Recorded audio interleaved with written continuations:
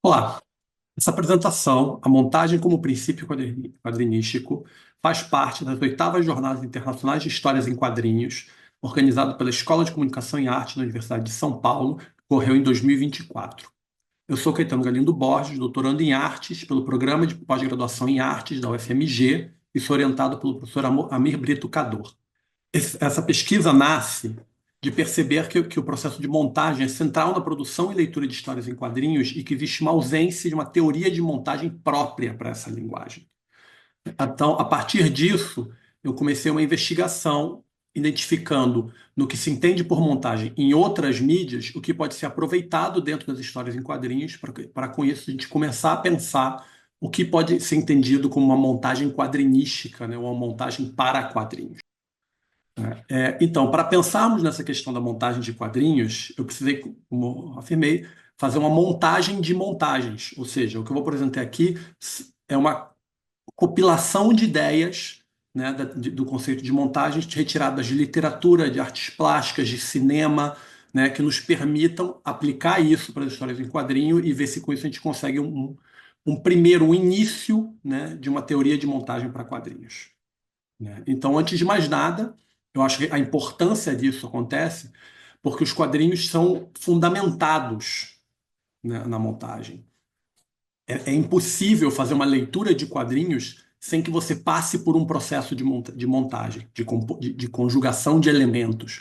Né? A página de quadrinho ela é composta por uma quantidade de elementos que estão plasmados numa superfície e que são lidos numa sequência. É por isso que a gente tem essa necessidade de fazer uma. Isso é importante. Como eles estão em sequência, mas é uma sequência sempre fragmentada. Né? A estrutura dos quadrinhos é toda fragmentada, é toda de partículas. Né? Então, antes de mais nada, a gente tem esse tensionamento entre palavra e imagem. Né? E mais do que em palavra e imagem, em leitura linear e leitura tabular, ou seja, entre linha e superfície. Né? Então, para isso, então, com isso a gente vê que tem a ideia de linha, a ideia de texto, né? A ideia da palavra, está ligada a uma temporalidade, a uma sequência, né? Onde você vai construindo uma coisa atrás da outra, enquanto a construção da imagem, a construção de superfície, né? Ela tem uma leitura imediata, ou seja, as coisas, você sobrepõe imagens, sobrepõe elementos para compor uma única ideia. Então você trabalha nesse tensionamento entre o que é lido como sequência e o que é lido como e visto como conjunto. Inclusive, a gente tem até esse problema no jogo de palavras, onde a leitura sempre denota uma sequência e a visualização uma percepção superficial, né, de superfície, de todo. Então, aqui eu estou colocando uma imagem do quadrinho de Ashley Wood, onde ele mostra como esse tensionamento acontece ao colocar as onomatopeias como elementos gráficos, ou seja, é uma coisa que a gente lê, né? Existe uma palavra após palavra, uma sequência, mas ele está plasmado na superfície, né? E, como acontece em qualquer estrutura de quadrinhos, a gente tem essa leitura das imagens uma depois da outra, ou seja, existe uma construção de uma sequência, né, de imagens. Então é muito importante a gente levar em consideração esse tensionamento entre a leitura de superfície e a leitura de plano, ou seja, do tempo e do espaço para a gente pensar em montagem. Né? Outro fundamento que ajuda a pensar essa ideia de montagem para quadrinhos é o de solidariedade cônica, né, definido por Thierry Gros-Chin, está até faltando um N aqui, no nome dele, né, que define que quando duas ou mais imagens partilham espaço, ou seja, estão semanticamente sobredeterminadas, né, numa coexistência em presença, né, ou seja, no mesmo espaço, elas criam uma relação, ou nós fazemos com que elas criem uma relação ao ler. A gente espera que se essas imagens partilham o espaço, é porque elas têm algo a dizer de forma coletiva, né? Ou seja, como uma compilação de elementos que se porta como uma unidade.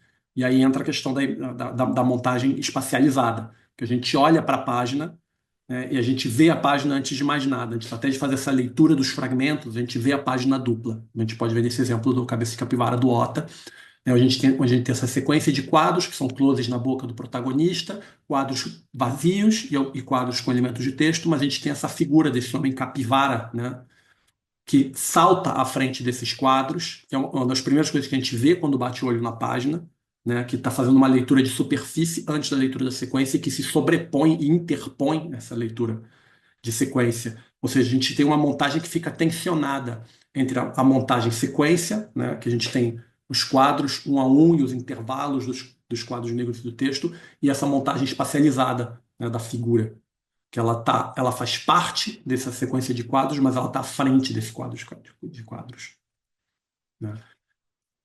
Então a gente percebe que existe essa questão, dois tipos de montagem, e a gente pode usar para pensar em tempo, né? O tipo de montagem mais que a gente está mais familiarizado é a montagem do tempo cinema, né? Eu escolhi usar o Tarkovsky aqui em vez do Eisenstein, mas eu poderia ter usado o Eisenstein, mas a particularidade que eu escolhi aqui do Tarkovsky é por causa dessa expressão que ele usa, esculpir o tempo, porque eu acho que se a gente colocar isso em contexto, se a gente pensar nessa mesma frase sobre juntar, fazer a montagem é o que perturba a passagem do espaço em vez do tempo, interrompe-o e simultaneamente dá-lhe algo novo. A distorção do espaço pode ser uma maneira de lhe dar expressão rítmica, esculpir o espaço. Então a gente pensa nessa frase do Tarkovsky, que é uma frase pensada para cinema, pensada para sequência, né? Pensada em termos de duração, porque o cinema é uma mídia que transcorre através de duração.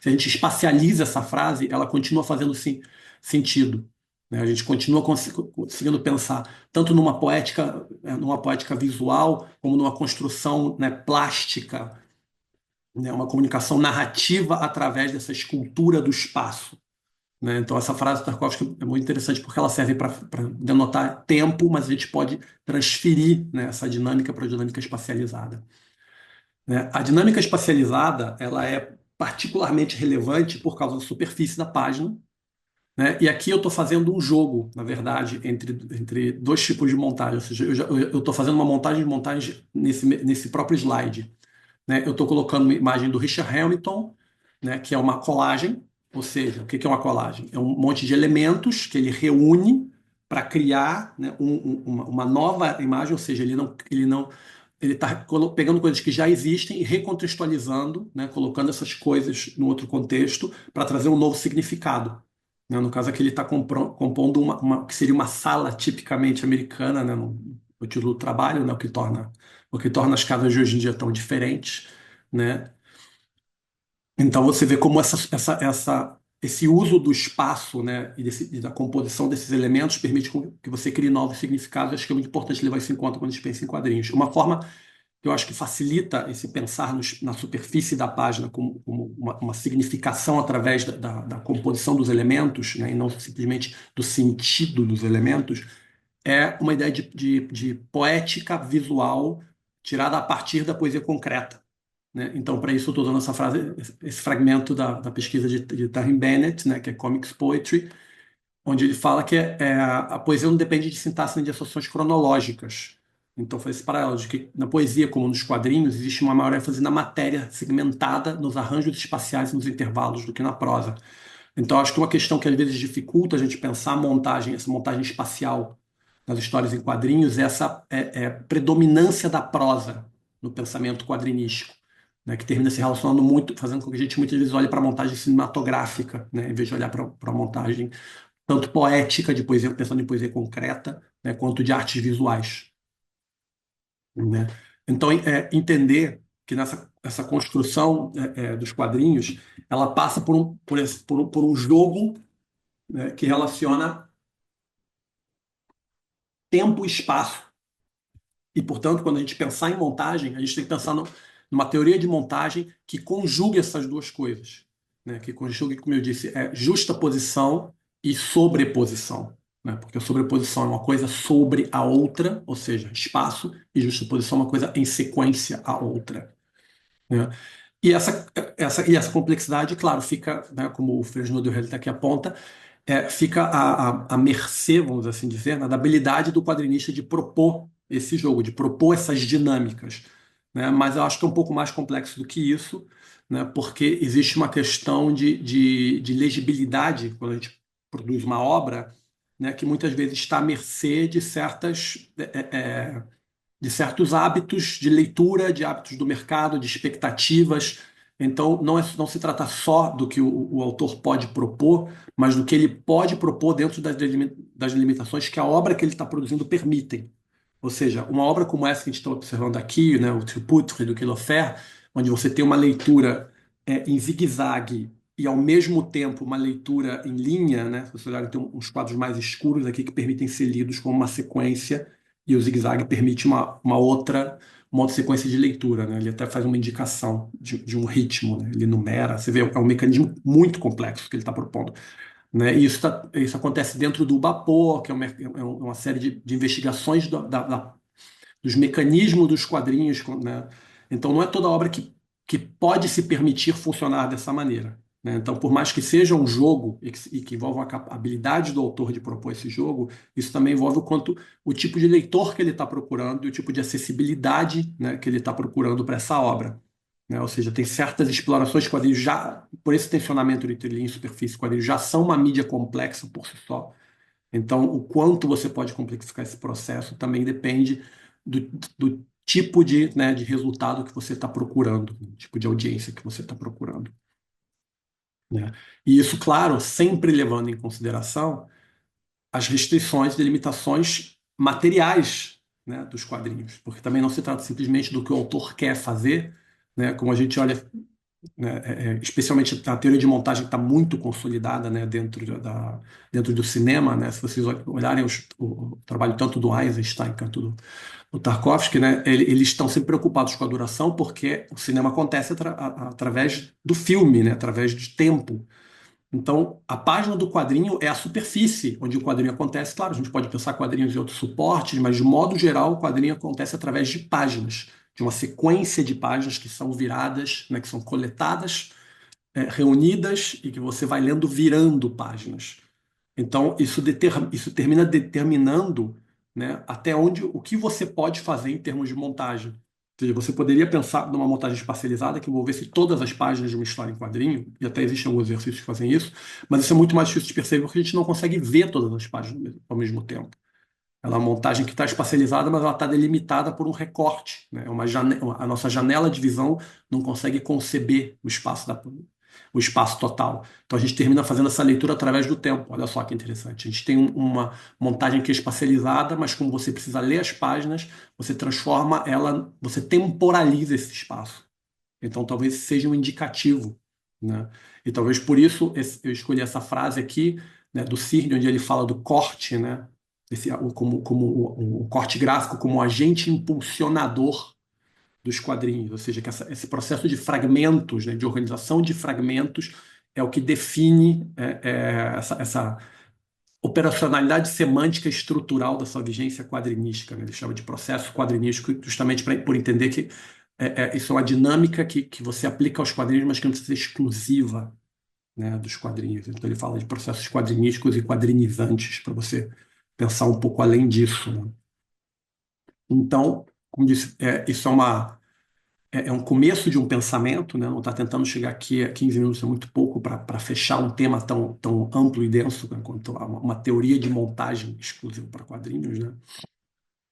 Mas é entender, né, que existe esse ato de acúmulo de parcelas, né, e que isso é o que faz o quadrinho acontecer, né?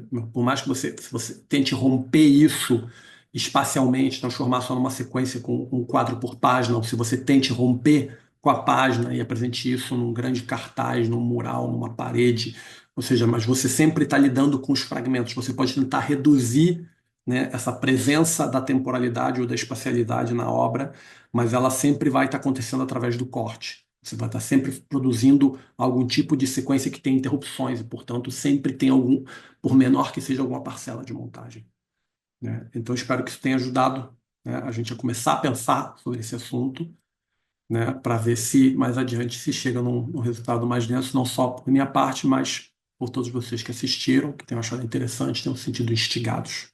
Então, eu agradeço, né, deixo aqui as referências que foram apresentadas, que foram aqui nessa apresentação, né, e quem tiver mais interesse pode me procurar em redes sociais, né? A tese deve estar saindo daqui a um tempo, então também isso vai estar um pouco mais desenvolvido lá, né? E é isso. Obrigado.